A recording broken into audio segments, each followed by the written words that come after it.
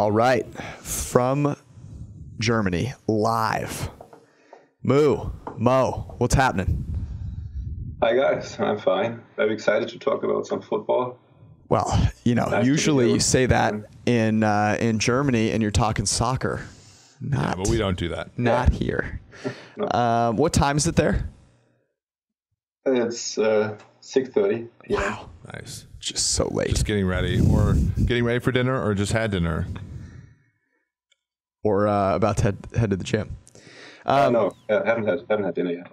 Good. I always think it's better to work on an empty stomach. Okay, we're going to start with, actually, before we get into what you've been working on, the news of the week, which is really pretty much been dominated by whether Zeke shows up to training camp or not, which is really very funny. I happened to be watching Get Up this morning, which is a really informative show with like Mike Greenberg and some other football minds. And they were so effusive in that Zeke had to be signed by the Cowboys. If they don't get Zeke, they can't consider themselves a Super Bowl contender. What are they really doing with themselves if they don't get Zeke? So he has not been signed yet, but some players have had some news. Eric, who do you want to start off with? Well, I think nicely, this Kevin Byard, somebody that we had graded well and really, I think like had people looking at Tennessee, breaks out a couple years ago with a lot of interceptions, grades really well last season. Tennessee signs him to the richest contract for a safety. And I think, not a bad decision. He's worth about half of a win last year. So kind of a fun news bit yesterday. Now, offsetting the fact that Taylor Lewan, their tackle, is going to have to probably sit out 4 games for doing PEDs. Concerned more by, or I should say this, who would you rather have, Timo? Kevin Byard or Taylor Lewan? Kevin Byard should be more valuable. I think it's a good move to extend him early. Should save some dollars going on instead of letting him hit free agency. So I like that. Yeah, Tennessee's not a team that's terribly talented from top to bottom of their roster. So having an elite player at an important position, I agree with you, Timo. I think a couple of years from now, the salary cap will be a lot bigger, and that contract will not look so bad. Do you think Taylor Lewan is just overrated because he's like kind of crazy and chugs beers at Predators games? Yeah, he totally has like the bro constituency like locked down. We have him. He's above replacement level for sure. Probably about an average tackle, quite honestly. And so I don't know how much this hurts Tennessee. We don't really like them anyway. I think we printed their under. Do you think Mariota will throw more interceptions from a clean pocket now that Taylor Lewan isn't there? He'll just be more scared from the clean pocket. Yeah. Mike Daniels, no longer a Green Bay Packer. And immediately, I'm guessing this was your reaction, Timo. You put tons of money on the Bears week 1. Not really. They have made a lot of moves on the defensive line. It's one of those things to me where this feels like people will overreact to it because Mike Daniels in the past has been one of their better defensive linemen, while people will just sort of ignore the fact that defensive linemen are kind of a dime a dozen, and why would you pay this guy a lot of money? Well, especially given that Kenny Clark, first-round pick a couple of years ago, really emerged as a solid playmaker for them. They just signed Dean Lowry, who is somebody who had emerged as well. He seems kind of like on the outs anyway. A good player, I think, will help a team, but it sort of has to be at the right price. I sort of mused that it was going to be the Indianapolis that signed him because that seems like kind of right up their alley. I could see that. I think they've also signed 2 edge defenders in free agency, and they also drafted Rashawn Gary very high. And maybe Gary will see some snaps inside now. So this could also be a good development for them. Well, wasn't good? They said, was it that they said they were going to play him on the edge, or that's just what people assume? But Rashawn Gary did not play on the edge in college, so maybe they saw him try it a couple times. They're like, this whole thing with him playing inside where he actually played, maybe we'll play him there. That's a good point, I think. So, Timo, I have a question for you. The Panthers said that Cam Newton will, quote, have a pitch count during camp. Do you know what that means?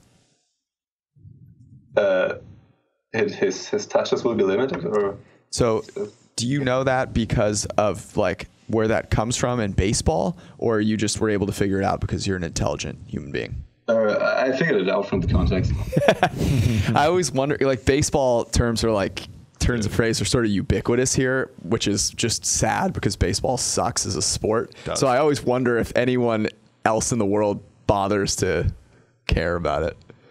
I would ask you who you think is going to win the World Series this year, but I don't care. What do you think about Cam Newton being on a pitch count? Would this worry you at all? As a Panthers fan? Yeah, if you were invested in the Panthers' future.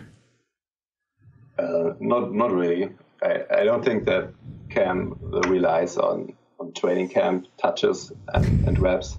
So it should be experienced enough. And if his shoulder holds late into the season, this is all the Panthers should care about. Right. I think the interesting thing is last season we were sort of privy to an example of like Andrew Luck sort of being like held out, throwing like junior sized footballs and all this kind of stuff. And ultimately, the real question is, could his shoulder hold up the whole year? And in Indianapolis' case, we got a yes. And in Carolina's case, we've seen Cam's play deteriorate in November and December over the last few years. I do think it matters for him, but like whether or not he's practicing now or not is not really. I think it just amounts to what we think about him in the future. And as we'll talk about probably in a few minutes, I think we're higher on a certain other NFC South quarterback. Yeah, with respect to Newton, it's probably a good sign that he's on a pitch count. Whether that's because he's still injured and they're worried about the fact that it's not healing, or they're just being smart because they realize exactly what you guys just said is what actually matters. So let's get into it. Let's start talking about some of this cool stuff that you've been working on, Timo. Why don't you give a kind of brief overview on some of the aspects of this project? Yeah. We have this unique route data at PFF. So for every play and for every eligible receiver, we chart basically everything he does. So we chart the route type he runs, the route depth, where does he line up pre-snap, is he in motion before the snap, basically everything you want to know about a player on a route run. And there are many ways to leverage this kind of data. And the first thing you can do is to take a route run and give a probability that this route run is targeted.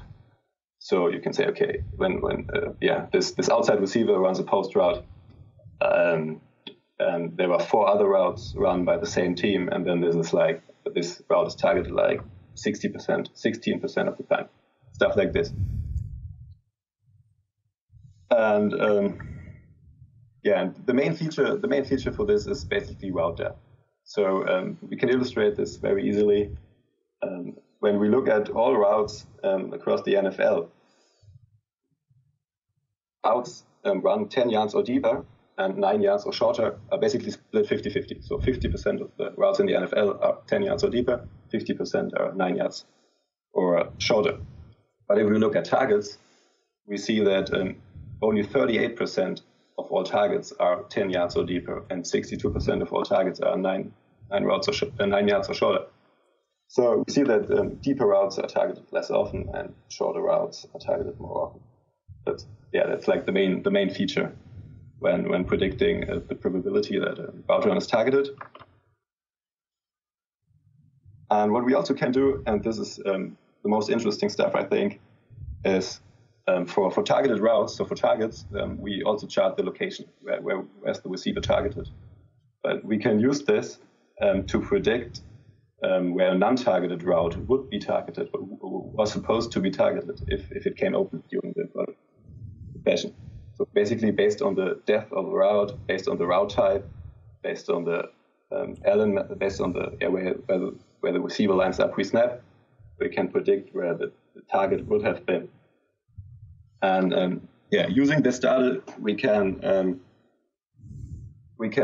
give a metric like expected targets. So what we can do is we can look at a team, and we can say, okay, based on their routes, they should have targeted the deep middle of the field 120 times in 2018. But then we look at the actual targets and we see, but they have only targeted the deep middle 90 times. So we can compare this stuff and gain some insight from this. We can also do nice pictures where we compare the targets of a team and the targets we would expect from this team based on the route runs. And this is really interesting to do this for different teams. We can also do this for individual receivers.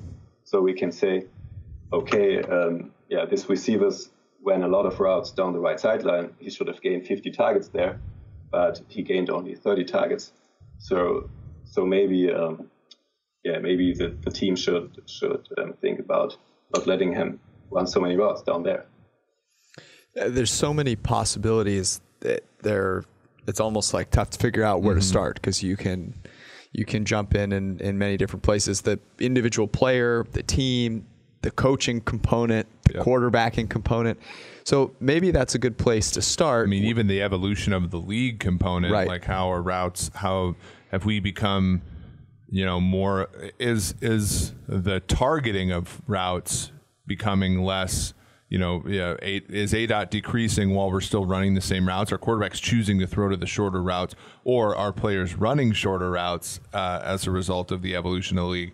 All those great questions, now that we have, the bandwidth to sort of answer them, pretty cool. So I'm going to go ahead and say that we're not going to give everything away, because you are writing an article on this for next week that is going to have some of those pretty pictures and is going to dive into some of the really interesting use cases. But we'll hit on a couple of those here. I want to start with this, though. What have you learned? What are some of the things that you've hypothesized now about the relationship between receiver and quarterback in terms of like who earns the target? Who kind of owns the respective components of the passing concept? I feel like it's the quarterback, because I have for single receivers the expected, so based on all the stuff we did, based on the route runs of a receiver, we can say, okay, this is the average depth of target we would expect this receiver to have, and then we can compare to the actual average depth of target. And for individual receivers, this is usually very, very close. So there isn't a huge difference. And if receivers aren't close to the expectation, then they often are in the same team. Like for instance, the Minnesota receivers in 2016 with Sam Bradford throwing passes, or the Bucs receivers with James Winston throwing passes, stuff like this. And for quarterback, the correlation between the average depth of target we would expect him to throw and the actual average depth of target is much smaller. So you see more variance, and that's why I'm tempted to think that a lot of this is the choice of the quarterback. The choice of the quarterback. And that is what's interesting about that. Sorry, I'm not sure if I cut you off. Sorry about that. What's interesting about that is the sort of quarterback coach dynamic too, which I think we'll get into here in a second, because both of you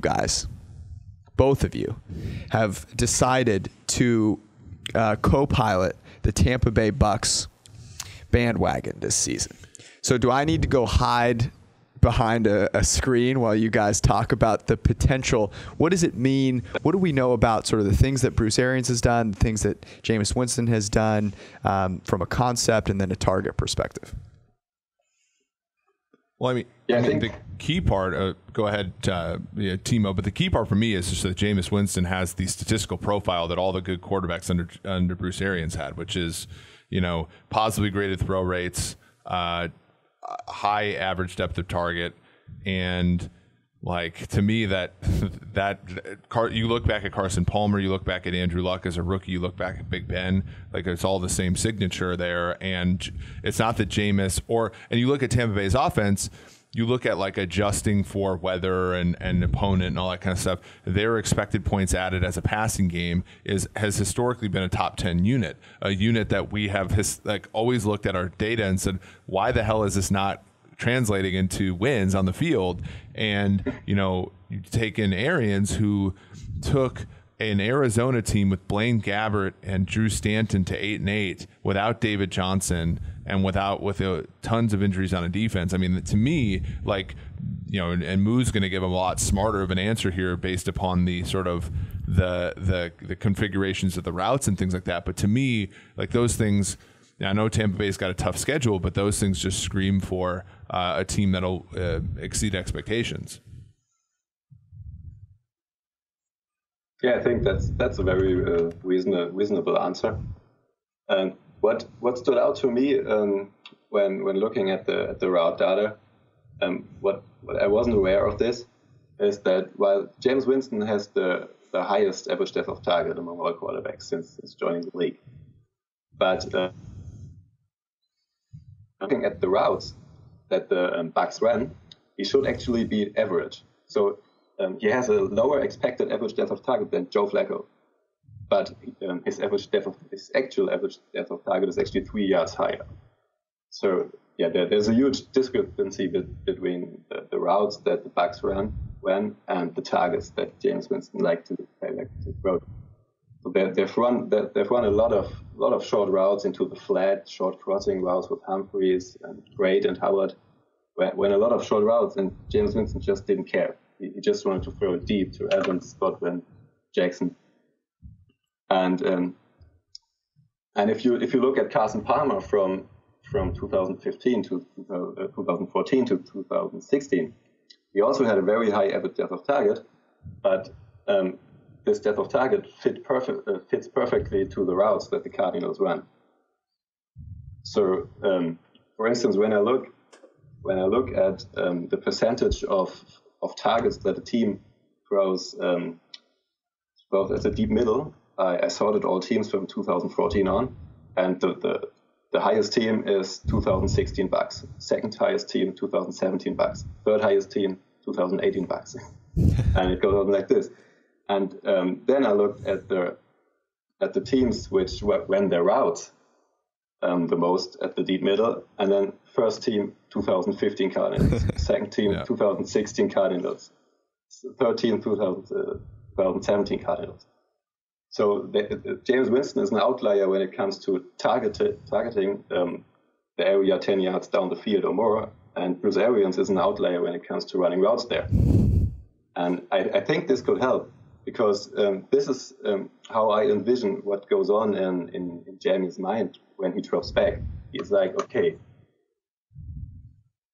Evans deep, oh, he's covered, go on. Then he sees Deshaun Jackson deep, oh, safety help over the top. Then he's like, okay, my third read is Adam Humphreys running, crossing about 3 yards deep. My fourth read is Cameron Braid running into the flat 2 yards deep. Okay, I throw it into double coverage to Deshaun. Yeah, that's him. And what I hope, what Arians might do is, okay, so instead of his third read being Adam Humphreys running a short crosser, his third read is O.J. Howard running 12 yards over the deep middle of the field against the linebacker, where he's a clear mismatch. And so when he has more options to throw the ball down the field, he should be tempted less to throw into tight windows, because if you run down the field at a higher rate, it's just more likely that one of these guys get open. Right, and like from what you're saying, the whole Flacco, expectation versus Jameis result is basically this idea that Jameis's nature is to throw the ball downfield, and the Dirk Cutter offense until last season with Monken was not fulfilling, wasn't building the ecosystem for that nature, right? And then, but like we have, there's some faith there that Bruce Arians will take that and sort of like just let him live his life as a quarterback. Jesus Lord, this is incredible. You guys are his nature is to try to go downfield. Level. You guys are setting, like infant birds free right now. This is incredible. Yeah. I do think that this is such a simple, intuitive way to look at matching a quarterback who, as you said, the quarterbacks want to throw the ball to a certain depth. That is something that is, a characteristic of that quarterback. And it's so intuitive to say, well, let's look at the route structure that's run. What is going to match up with what the quarterback is A, good at doing, and B, wants to do. I think the only question that I would have is a very non-analytical one, but would be about when Palmer was so successful there in Arizona. There was a couple articles written about how hard he worked to prepare for this like kind of complex downfield passing game. That's obviously something that Jameis is going to have to do, because that lack of preparation might result in a, extreme amount of the negative throws that we've seen from Jameis. But all of the kind of matching of what he wants to do and what Arians can facilitate seems to be there. I want to leave the rest for the article, but I want you to tease a little bit of it. What are some of the things that people out there can look forward to hearing about that you found really interesting? So in the article, I will a little bit more details about what I did. We'll present some of these beautiful pictures. And then we also looked at Tyreek Hill, who was cleared to play in 2019, and he has gone through. You looked at Tyreek Hill on the field, I believe, is what you dove into. I look only at Tyreek Hill, how he helps the Chiefs on the field. A legal analysis by Timo Riske. And he went through an interesting evolution in his first 3 years, I think. And the data suggests that the pairing of Tyreek Hill and Patrick Mahomes was like match made in heaven. Oh, way to bury the lead. Shocking. Yeah. No, I think the Tyreek Hill one is people are going to really enjoy. Some of the league-wide analysis, I think, will also be really great, and you present some of that. I don't want you to tell anyone about it now. Make sure you guys are ready for that article next week. Give Timo a follow on Twitter if you don't already. You're an idiot if you don't, because I'm sure some of the stuff he'll be sharing with you on Twitter as well. I also, having got a sneak peek at the article, I'm very excited for some of the receiver route, like the most potent or the most well-earned targets, I guess you could say, by players. Those are pretty cool and interesting. So awesome work. It's always fun to have you on the pod. We appreciate you jumping on from across the way, and we'll talk to you soon, brother. Okay, appreciate you having me. Auf Wiedersehen. Look at that. You love to see it. Well, it's awesome to have Timo in the mix. He's certainly bringing a new perspective. As I said earlier, it's like good to have some of the bandwidth to sort of explore a lot of this stuff. So I am pumped about this. It's something that we've wanted to do for so long. Some people have tried in the past and failed miserably, but this has been in Timo's wheelhouse. He's just a really great mathematician, but also thinks about the game in a really great way, and I think that comes out in the article. All right, we are going to close this one up quickly with a little Eagle stuff. We're going to put 6 minutes on the clock, so it's I don't know how this is going to happen, but we're going to make it work here. The Eagles have some big picture headlines, so let's not worry about anything other than the big picture stuff, and let's start with this. Carson Wentz extension for the Eagles' future. Right move, wrong move? What do you think? I think it was the right move. I think Wentz, the interesting thing about Wentz is he was a lot worse in 2017 than people gave him credit for. He was a lot better in 2018 than people gave him credit for. the injury history is certainly something, but his injuries have been sort of fluky. The back injury was something that, I don't think is going to be something that's lingering. ACL, of course, was on like a weird play against the Los Angeles Rams in 2017. So I think he's a pretty solid, franchise level quarterback. He's certainly not like in that group of 8. But at the same time, I don't think they paid through the teeth for him. So I'm okay with that.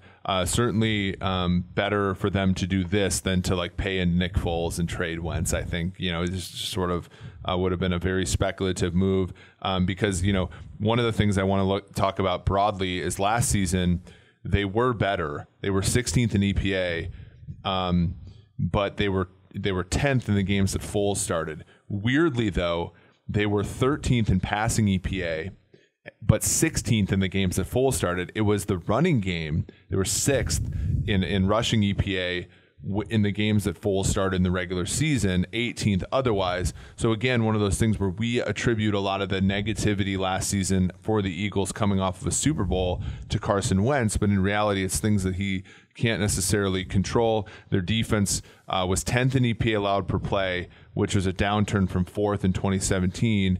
They got a lot better as the season progressed after a few of those, off the street secondary players started to play a little bit better, and also they got healthier. Very good in the coaching department. Peterson and Schwartz are both top 10 play callers in their respective sides of the football. So they're just a team that, I think does a lot of things right and should be, if you're thinking about favorites in the NFC, I think it goes New Orleans and then probably Philadelphia second. Well, they have an easy schedule. 31st in opponent PFF ELO. So that's one thing to consider. They don't have that, sort of Super Bowl hangover looming over them. But the reason I think the Carson Wentz signing made sense is that you're never going to get a better deal than you get now because of what just happened last season, the perception, the injury. Obviously, you make a calculated assessment of the probability that this injury is debilitating, and you work off of that, and we'd assume that they made one. But I think that's the reason it was the right move. And if you're looking, there's a lot. Louis Riddick talked about, Sweet Lou, about how he thinks Carson Wentz runs away with the MVP this year. And while I think that's maybe a little bit bold, I'm not sure he's the bet that I would like the most as far as MVP goes. What's really interesting about it is that he has that easy schedule. He almost won it a couple seasons ago. That always plays in people's minds. And the data that shows up in the box score last year was worse than his performance. 12th grade from a clean pocket, 7th best at limiting negatively graded throws last year. And that Doug Peterson and that organization are going to take the requisite steps to go for it on 4th down, and that they just didn't have as many of those opportunities with Wentz last year. All of a sudden with Foles, they had more of these 4th and 1s, ended up scoring on more of the drives where they went for it on 4th and 1. It was just a super weird season. Wentz was better on 1st and 2nd down, but then Foles comes in and has this heroic season for 3 games on 3rd down. Let's move to the draft. They made some interesting moves in the draft. They trade up. Up. Yeah, that's shocking. And then they take a running back. So you just said you really like all the moves that they make. These are 2 that seem counterintuitive. Yeah, obviously no team perfect. I think the Andre Dillard trade up was probably solid in that they are a stacked roster for which if they get 12 draft picks, they're not like Seattle, where if they get 10, 12 draft picks, a lot of those guys are going to make the team. This is a team after, acquiring Malik Jackson, Deshaun Jackson, keeping Ronald Darby, getting Andrew Sendejo, Jordan Howard, Hassan Ridgeway, Zach Brown. Those are all starters that are coming in to play. And they really only lost, Jordan Hicks was their big loss, right? But they don't have a ton of opportunity to sort of for rookies to make the team. So the Dillard pick, I think, makes a lot of sense. Sort of like a Bill Belichickian sort of take care of a position a year early, right? And left tackle for them with Jason Peters is not a position of need now, but it will be at some point. The J.J. Arcega-Whiteside, very similar. Alshon Jeffrey's spot in that offense is not a need now, but it might be a need given his injury history and ineffectiveness at times. Same thing with backup quarterback. They got Clayton Thorson from Northwestern. So all right. You're talking about taking enough. Enough. You're talking we had about 6 minutes on the clock. You're not going to tell me that Clayton Thorson was. Well, he's a 5th round pick. They do not have, you know, the guy that they currently have. His name is escaping me, but he doesn't have a ton of experience. Sure. So they are taking care of a lot of those things. The drafting of Miles Sanders in the 2nd round, especially after they used a draft pick to trade for Jordan Howard, is perplexing. But as is the re-signing of Darren Sproles. So they don't do everything perfectly, but they're certainly a team where I can sort of see a logic sort of permeating through the things they do. Well, that's 6 minutes. Yeah. What do you think? So over under 10. No, I want to say one thing. I think the Miles Sanders pick was weird. They have a stacked team, but you have never had too many defensive backs. They didn't take a single defensive back. They got murdered with injuries last year. You always need to be prepared for that. I think their offensive tackle depth is smart. I don't have a problem with that pick at all. But I just think you can never be deep enough there. So let's go through it here. 10 over under. I'd lean under. Likewise, Super Bowl plus 1,600. Or actually, let's go division first. They are the favorite to win the division. Cowboys fans probably think that's ridiculous. Well, that gets to their schedule and Carson Wentz path to the MVP. I mean, the Giants and the Redskins probably are starting rookies at some point, right? Yep. Dallas is a 500 team at best, so the path to the division is pretty solid. We have them about 50%, which is better than most teams, but the market currently is taking a lot of money on them. So they're minus 125. I would lay off that because you're just basically you're paying juice for a 50-50 bet basically for the division. Yes. I'm surprised that it is minus 125, to be honest with you. Dallas is a public team. But I think there's a lot of everybody is fading Washington. Everybody's fading the Giants, which I actually think the Giants have a better shot than people think because they have an easy schedule as well as Philly does. Super Bowl plus 1,600. You laying anything on that? We have it at about 6%, and so plus 1,600, it's a little bit above break even there. Yep. So it is probably a solid bet. And if you're in the realm of long, I mean, it's not a long shot relative to the rest of the NFL, but 16-1 is pretty solid. Yeah, I actually think that's if I had to make one bet on any of those things, that is the one I would take. We are out of time, so no Cincy Y this week. Okay, we'll save it. We'll have an extra good one next week. Until then, head to pff.com. And all of your hatred, direct PFF_Eric. Peace out.